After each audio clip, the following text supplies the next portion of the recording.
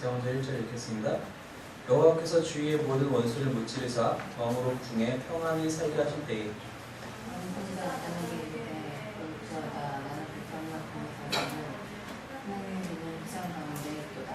사단이 왕께 아뢰되 여호와께서 왕과 함께 계시니 마음에 있는 모든 것을 행하소서 합니다. 그 밤에 여호와의 말씀이 나단에게 임하여 가서 내 종 다윗에게 말하기를 여호와께서 이와 같이 말씀하시되 내가 나를 위하여 내가 살 집을 건축하겠느냐. 내가 이스라엘에서 너를 애굽에서 인도하여 내려 날부터 너희까지 집을 살지 아니하고 음악과 성막안에서 먹느니라. 이스라엘 자손과 더불어 다니는 모든 곳에서 내가 내 백성 이스라엘을 먹이라고 명령한 이스라엘 어느 집파들 가운데 하나에게 내가 말하기를 너희가 어찌하여 나를 위하여 백향목 집을 건축하지 아니하였느냐고 말하였느냐. 그러므로 이제 애굽에서 이와 같이 말하라. 만군의 여호와께서 이와 같이 말씀하시기를 내가 너를 먹지 않고 나를 따르는 데에 내가 나가 내 백성 이스라엘 주권자를 안고 내가 가는 모든 곳에서 내가 너와 함께 있어 내 모든 원수를 내 앞에서 멸하였은즉 땅에서 위대한 자들의 이름같이 내 이름을 위대하게 만들어 주리라. 또 내 백성 이스라엘 위하여 한 곳을 정하여 그를 심고 그를 거절하게 하고 다시 숨기지 못하게 하며 악한 뜻으로 정도와 그들을 해하지 못하게 하며 전에 내가 사사에게 명령하여 내 백성 이스라엘을 다스리던 때와 같지 아니하게 하고 너를 모든 원수에게서 벗어나 편히 쉬게 하리라.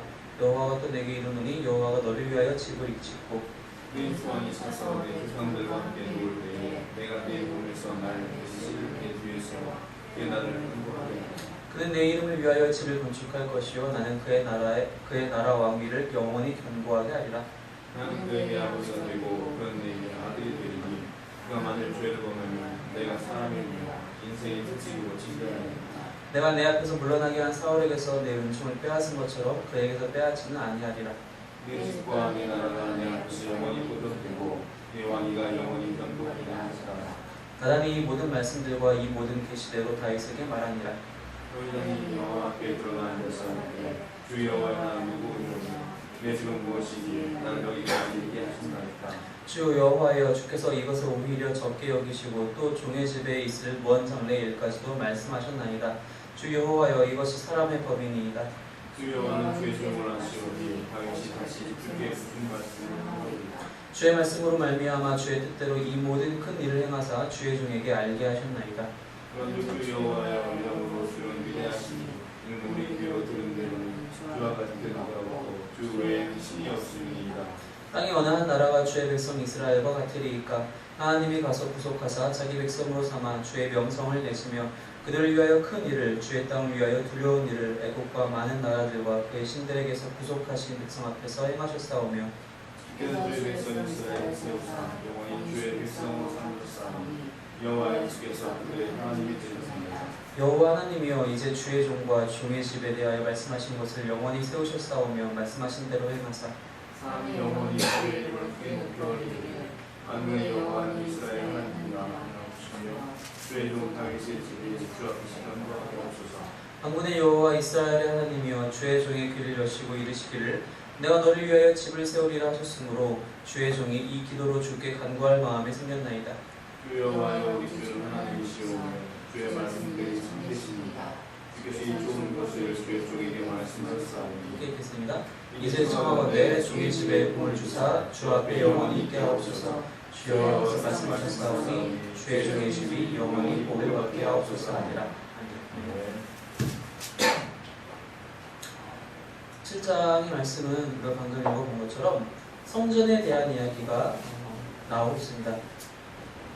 우리가 이제 지난 장까지 해서 다윗이 이제 그 아비나답의 집에 있었던 하나님의 궤, 하나님의 언약궤를 그 다윗성 즉 예루살렘까지 어떻게 가지고 오게 되었는지, 어떻게 그걸 안치하게 됐는지 그 이야기가 이제 사무엘하 6장에 있었고요. 7장에서는 사실 6장과 7장이 시간 간격이 바로 진행되는 것이 아니라 좀 어느 정도 텀이 있어요. 그러니까 이게 성경이 다 시간 순서대로 기록되었다기보다는 나중에 이제 편집할 때 적당한 곳에 이렇게 배치를 하게 되는데 사실 그래서 이 뒷장이 8장에는 또 이제 블레셋과의 전투 장면이 전쟁 장면이 또 나오게 되는데 그래서 이 7장 이후의 사건이 아니라 이런 모든 일들은 다 앞에서 정리가 되었고 그래서 7장 1절에서 말씀하신 것처럼 여호와께서 주위의 모든 원수를 무찌르사 왕으로 궁에 평안히 살게 하실 때, 그러니까 다윗이 즉위를 하고 어느 정도 시간이 다 지나간 후에요. 다윗이 이제 자기 주변의 블레셋이라든지 다른 이방 사람들이랑 이렇게 어떤 모든 전투들이 어느 정도 다 맞춰지고 이제는 나라에 어느 정도 안정기가 찾아왔을 때 그때를 이제 얘기하는 겁니다. 이 뒤에 나온 내용들은 그 이전에 있었던 이야기들을 이제 요약하는 내용들이 나오게 되는 거죠. 우리가 알다시피 이제 우리가 생명의 삶으로 큐티를 하셨지만 알다시피 압살롬의 반역이 이제 이후에 있잖아요. 다윗의 말년에 있잖아요. 근데 그 사건은 아직 일어나지 않은 것이고 그 사건 전 그리고 어느 정도 나라가 안정되었을 때의 이야기가 바로 오늘 7장의 내용입니다. 어느 정도 이제 나라가 안정되어 갔을 때 왕이 이렇게 이야기를 합니다. 선지자 나단에게 나는 이렇게 좋은 집에서 살고 있는데 하나님의 괴는 천막 가운데 천막 안에서 그냥 있다. 내가 마음이 많이 불편하다. 그랬더니 나단이 뭐라고 얘기를 하냐면 하나님께서 당신과 함께 계시니 마음에 있는 대로 원대로 행하시면 될 것 같습니다.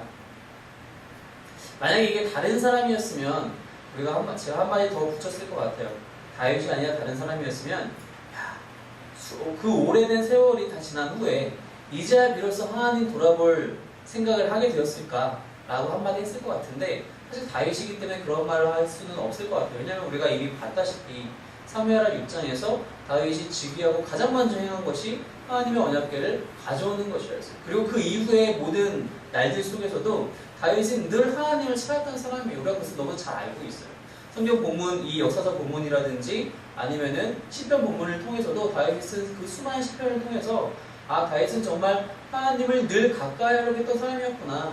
그렇기 때문에 여기서 이제 이 본문을 읽을 때 지금까지 뭐하다가 왜 이제 와서 일어나? 라는 말은 다윗한테는 통하지는 않을 것 같아요. 근데 그 다윗에게 감사한 마음이 생긴 거예요. 나를 이렇게까지 하나님께서 이끌어 주셨구나.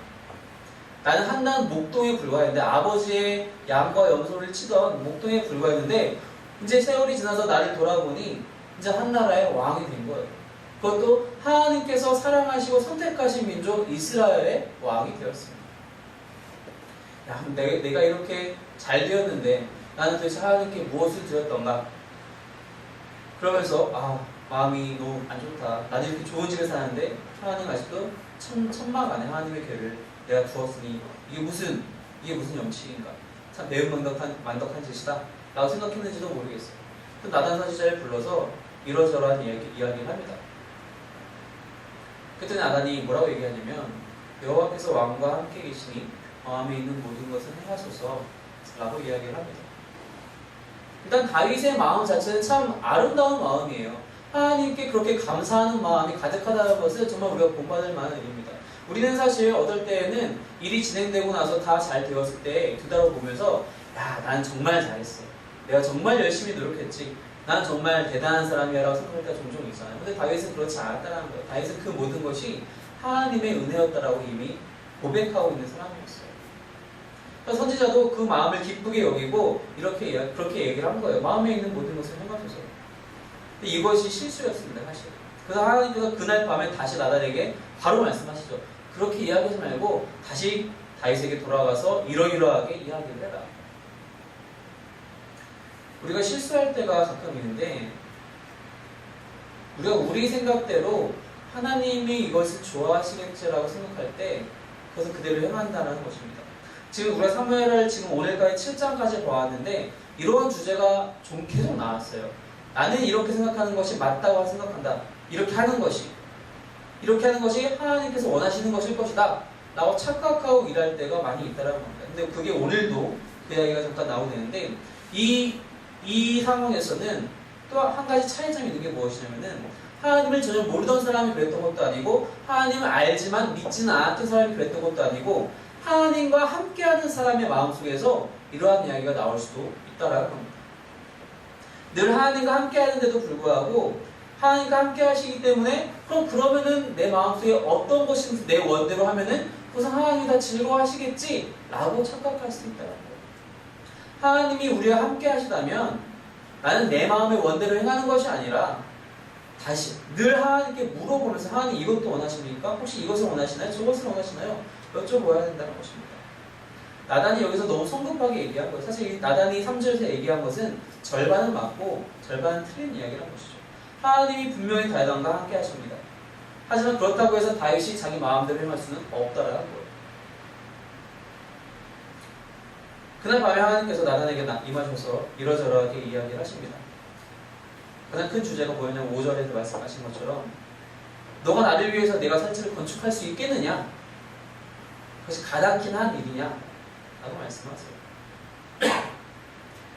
왜 이렇게 말씀하시냐? 하나님께서 그럼 다윗의 마음을 깡그리 무시하시는 것인가? 그렇진 않아요. 하나님께서 다윗이 어떤 마음으로 그런 생각을 갖게 되는지도 알고 나단 선지자가 어떤 마음으로 그렇게 다윗에게 조언했는지도 다 아셔요. 그냥 하나님께서 말씀하시는 것은 집을 지어주는 분은 너희가 아니라 나다라고 말씀하시는 겁니다. 하나님께서 우리의 집을 지어주시는 분이십니다. 우리가 하나님의 집을 지을 수 없다는 거예요. 하나님은 늘 그런 분이세요. 하나님은 늘 그런 분이세요. 하나님은 아담을 위해서 에덴 동산을 창조하셨어요. 아담이 살 수 있는 집을 다 만들어 놓으셨어요. 아담이 창조 첫째 날에 창조되지 않았어요. 우리가 다 알잖아요. 왜? 아담이 살 수 있으려면 땅이 있어야 되고 물이 있어야 되고 공기가 있어야 되고 먹을 것들이 있어야 돼요.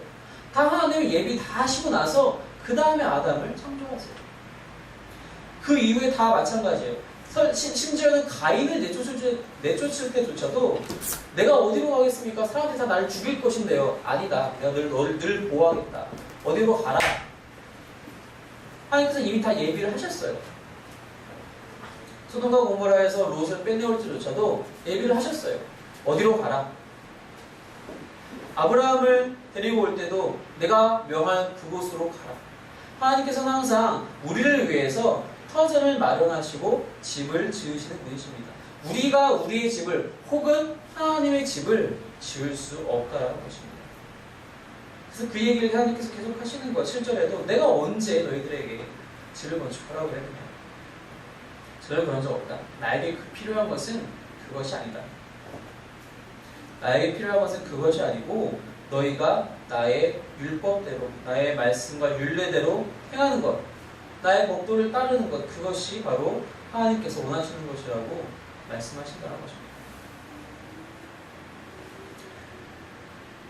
우리가 예수님을 성전으로 묘사하잖아요. 예수님 스스로도 당신께서 다시 성전이라고 묘사하셨던 것처럼 하나님께서는 그래서 사실은 이 다윗 왕 때에도 이 성전을 짓는 것 자체에 대해서 반대하시고 그래서 뭐라고 말씀하시냐면은 너에게서 날 한 아들이 너의 시에서 나올 그 사람이 그 아들이 성전을 나의 집을 건축할 것이다. 13절에 그는 내 이름을 위하여 집을 건축할 것이요 나는 그의 나라와 왕위를 영원히 견고하게 하리라.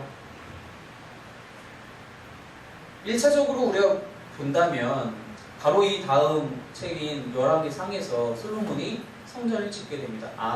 하나님께서 그러면은 다윗 왕의 아들인 솔로몬을 통해서 성전을 지으시려는 것이구나 생각할 수 있어요. 근데 이것은 100% 맞다라고 하기는 조금 힘들어요. 일단 하나님께서 본질적으로 이 말씀을 하시면서 내포하신 의미는 무엇이냐면 바로 예수 그리스도를 말씀하시는 겁니다. 언젠가 너의 씨, 다윗 너의 후손을 통하여서 내가 이 땅을 구원할 한 사람을 나의 아들을 보낼 것이 그 자가 바로 나의 집을 나를 위하여 집을 건축할 것이다. 그래서 예수님이 복음서에 와서 말씀하시잖아요. 제자들이 묻습니다. 주변 사람들이 물어요. 예수님 이 성전 어떻게 보이십니까? 정말 대단하지 않나요? 헤롯이 정말 이 성전을 지으려고 엄청난 돈을 투자하고 있어요. 근데 뭐라고 얘기하시죠? 예수님께서 이 성전 아무것도 아니다. 성전 헐어라. 내가 사흘 만에 다시 세울 것이다. 거기서 말씀하셨던 그 성전은 무엇입니까? 예수님 당신 자체를 말씀하신 거였어요. 내가 죽고 3일 만에 부활할 것이다. 즉 예수 그리스도께서 성전이시라는 거예요. 여기서도 하나님께서 스스로 집을 지으시는 거예요. 사람의 힘으로 하나님의 집이 지어지지 않았다라는 겁니다. 예수님도 하나님께서 예수님을 부활시키신 거예요. 이게 왜 중요하냐면은 이 땅에서뿐만이 아니라 예수님께서 그래서 부활하시고 승천하신 이후에도 하늘에서 우리의 집을 예비하고 계시다는 거예요. 우리가 흔히 예수님과 우리의 관계 혹은 예수님과 교회의 관계를 얘기할 때 신랑과 신부라고 우리가 표현을 하잖아요. 이스라엘 사람들의 그 혼인 문화는 어떻게 되어 있냐면은 약혼을 합니다. 먼저 약혼을 하고 나서 그 신랑 될 사람이 신부 될 사람의 집으로 찾아가서 약혼을 맺어요. 그리고 파티를 하고 잔치를 합니다. 그리고 나서 신랑은 떠나요. 신부를 두고 자기의 본가로 돌아옵니다. 그럼 그 본가로 돌아와서 뭘 하느냐? 신랑은 거기서 이제 나중에 약혼을 했으니까 정식으로 결혼하게 되면은 신부를 데려와서 살 집을 마련하는 거예요. 그동안 신부는 말 그대로 신부 수업 하는 거죠. 뭐 요리도 배우고, 뭐 빨래하는 것도 배우고, 집안일도 배우고, 여러 가지를 다 배우는 거예요. 어떻게 하면 내가 그 집에 가서 잘 살 수 있을 것인가. 예수님이 지금 승천하셔서 하늘에서 바로 그렇게 준비하고 있다는 거예요. 우리가 가서 살 집을 준비하고 계신 분이 바로 예수님이세요. 그럼 우리가 해야 될 일은 무엇입니까? 우리는 하나님의 집을 짓는 사람이 아니라 우리는 그 지어주신 집에 가서 잘 살면 돼요. 그게 우리의 목적이고 우리의 목표가 되어야 돼요. 어떻게 잘 살 수 있습니까? 신부가 신랑이 다시 돌아올 그날을 기다리면서 준비하는 것처럼 그 집은 음식을 이렇게 먹겠지? 그 집은 이 음식을 이렇게 먹고 옷을 이렇게 입는다고 했어. 그 집은 구조가 이렇게 돼서 청소는 어떻게 하고 어떻게 관리하고 어른들은 누가 계시고 그런 것들을 배우면서 준비하잖아요. 우리도 마찬가지로 예수님께서 그렇게 집을 준비하시는 것처럼 우리는 내가 그날에 어떻게 갈 수 있을 것인가, 그 집에 가서 어떻게 살아야 할 것인가, 우리가 그것을 준비한다는 것입니다. 그러면은 어떻게 하면 하나님께서 그런데 결국에는 솔로몬 나중에 이제 열왕기상에 가서 보면은 결국에는 그것을 허락하세요. 솔로몬이 사실은 그 성전을 지을 때 나중에 우리가 또 볼 기회가 있겠지만 열왕기상 본문에 가서 보면 솔로몬이 먼저 그냥 성전을 짓기 시작해요. 어느 곳에서도 하나님이 먼저 그래 이제 때가 되었다 성전을 지어라 말씀하지 않으세요. 성전을 짓기 시작해요. 그리고 나서 성전 짓는 도중에 하나님께서 다시 한번 솔로몬에 나타나셔서 너가 너희 아버지 다윗왕처럼 나의 법도를 따르고 나의 율례를 따르고 그러면 내가 너와 늘 함께 할 것이다. 그렇지 않으면 난 너를 버릴 것이다. 그 말씀을 하시고 그냥 끝이에요. 성전 다 지었을 때 하나님께서 구름으로 그곳에 임재하시면서 그것을 그냥 허용하세요. 성전 자체가 중요한 것이 아니라 하나님과 함께하는 것이 더욱 중요하다는 것입니다. 처음에 하나님께서 이스라엘 백성들에게 성막을 지으라고 말씀하세요. 출애굽한 이스라엘 백성들에게 그렇게 말씀하십니다. 왜 성막을 지었느냐? 이스라엘 백성들이 40년 동안 광야 생활을 해야 되니까 고정된 건축물은 지을 수 없겠구나. 그러니까 그냥 지금은 천막으로 만족하자. 그게 아니에요. 그게 주목적이 아니라 주목적은 내가 너희와 함께 있다는 것을 너희가 보고 알아라. 당시 이스라엘 백성들은 우리와 마찬가지로 너무나 믿음이 연약하여서 하나님이 당신 자기들과 함께 있다는 것을 느끼지 못했던 사람들이에요. 잠깐 모세가 떠나니까 어떻게 해요? 아론과 함께 금송아지를 만드는 사람이었어요. 그렇게 애굽에서 10가지 재앙을 다 보았음에도 불구하고 하나님이 당신 자기들을 도와서 출애굽을 시키고 홍해를 건너겠던 것을 보았음에도 불구하고 잠깐 모세가 사라지니까 그런 짓을 했던 사람들이에요. 그래서 하나님께서는 회막을 짓게 하시고 내가 너희와 늘 함께 한다는 것을 너희가 바로 알아라. 보고 알아라. 즉 하나님의 임재가 먼저라는 겁니다. 하나님의 임재가 먼저라는 거예요. 성전 자체가 중요한 것이 아니에요. 그래서 나중에 신약시대로 넘어와서 사도 바울이 고린도 교회 교인들에게 뭐라고 얘기합니까? 너희 각자가 하나님의 성전인 것을, 하나님의 집인 것을 알지 못하느냐? 여기서 말하는 그 너희라는 것은 우리 개개인 크리스천들을 얘기하기도 하지만 또 믿음의 공동체인 교회를 이야기하기도 합니다. 즉 우리 한 사람 한 사람이 하나님과 함께 있다면, 하나님께서 함께 하신다면 우리 각자가 하나님의 전이, 하나님의 집이 된다는 것입니다. 하나님께서 우리가 살 수 있는 집을 마련해 주시고 우리는 우리 스스로가 하나님과 함께하는 하나님의 전이 되어야 한다는 것입니다. 근데 우리는 종종 그것을 중요하다고 생각하지 않고 우리 사람의 그 관점을 생각해서 아니다, 그래도 내가 하나님께 뭔가 더 해야 되지 않을까. 가끔씩 이제 그런 이야기를 들어요. 전혀 예수님을 알지 못하고 하나님을 알지 못한 사람들에게 복음에 대한 이야기를 하게 되면은 그런 거 있어요. 구원을 어떻게 거저줘? 내가 뭐 해야 되는 거 아니야? 내가 뭘 착한 일도 해야 되고 뭐도 해야 되고 그래야지 받는 거 아니야? 아니 세상에 공짜가 어딨어? 그렇지 않다는 거예요. 하나님께서 우리에게 주신 구원도 공짜이지만 우리가 하나님께서 우리에게 베푸신 은혜를 우리가 우리의 능력으로 그것을 갚을 길이 전혀 없다는 거예요. 우리가 지금까지 살아오면서 하나님께서 우리에게 부어주신 은혜가 놀랄 정도로 많아요. 그죠? 우리 지금까지 이렇게 건강히 살아있고 아침에 눈을 뜰 수 있고 일할 수 있는 직장이 있고 부모님이 계시고 우리 주변에 친구들이 있고 함께 신앙을 나눌 수 있는 공동체가 있고 감사하는 것들은 투성이에요. 그런데 이것들을 우리가 하나하나 다 하나님한테 갚으려고 생각하면은 갚을 수가 없어요. 마치 성경에서 예수님께서 비유하신 것처럼 1만 달란트 빚진 자의 마음이랄까? 갚을 수가 없어요. 갚을 수가 없어요. 하나님께서 원하시는 것은 그것을 우리의 능력으로 갚는 것, 그것을 원하시는 것이 아니라 나의 말을 늘 따르고 순종해서 나와 함께하자. 그것이에요. 날마다 우리가 구하면서 하나님께 받은 것이 너무 많은데 하나님은 그래? 그게 감사해? 그러면은 나한테 더 구하렴. 나를 더 의지하렴. 나와 더 함께하렴. 그것이 내가 기쁜 일이다. 결국에 은혜는 쌓이고 쌓일 수밖에 없다는 거예요. 우리가 은혜를 청산할 수가 없어요. 할 수가 없어요. 하나님은 우리에게 주시고 또 주시고 더 주시길 원하시는 분이시기 때문입니다. 그래서 하나님께서는 성전을 짓는 것이 중요한 것이 아니라 나와 함께하는 것.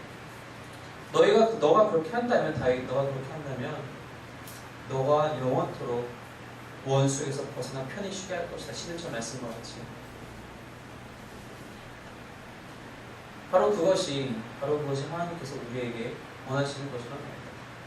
가끔씩 보면은 목사님들이나 혹은 장로님들 중에 그 프로필에 보면은 어디 교회 건축.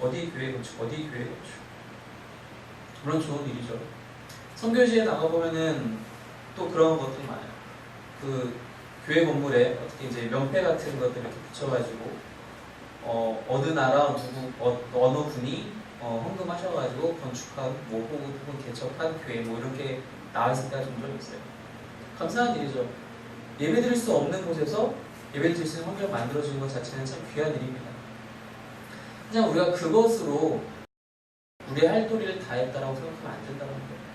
그것이 중요한 것이 아니라 내가 하나님과 함께 있는가, 우리 공동체가 하나님과 함께 있는가, 내가 그렇게 건축했던 그 교회, 그 교인들은 하나님과 함께 있는가, 늘 하나님의 임재 가운데 거하고 있는가, 늘 우리가 그것을 가지고 기도해야 한다는 것입니다. 다윗은 그 이야기를 듣고 그 의도를 파악을 하고 18절부터 감사 기도를 쭉 드립니다. 도대체 내가 무엇이기에 나를 이 정도까지 하나님께서 귀하게 여기십니까? 정말 감사합니다. 이 모든 장래일까지, 먼 장래일까지도 당신께서 그렇게 말씀하셨으니 그렇게 꼭 이루어 주시기를 저는 정말 간구합니다. 영원토록 그 말씀이 지켜지기를 간구하면서 감사하면서 기도로 이 장을 마무리합니다. 여러분 늘 하나님과 동행하시기 바랍니다. 그리고 하나님께서 우리를 위해서 예비하신 짓고 계신 그 자리, 그 집에 우리가 들어갈 수 있기를 간절히 소망합니다. 정결한 자가 되어서 하나님께서 정말 원하시는 정말 누구보다 정결한 자가 되어서 하나님 앞에 정결한 자가 되어서 그 집에 들어가도 남음이 있는 그런 자들이 될 수 있고, 또 하나님께서 우리에게 말씀하신 것처럼 그런 물리적인 건물이 중요한 것이 아니라 하나님과 내가 함께하고 있느냐, 우리 공동체가 늘 하나님과 함께하고 있는지 그것을 위해서 늘 기도하시고 또 그것을 위해서 늘 정결할 것을 간절히 소망하시고 갈급해 하시는 저 여러분이 되기를 주님의 이름으로 축원합니다. 기도하겠습니다.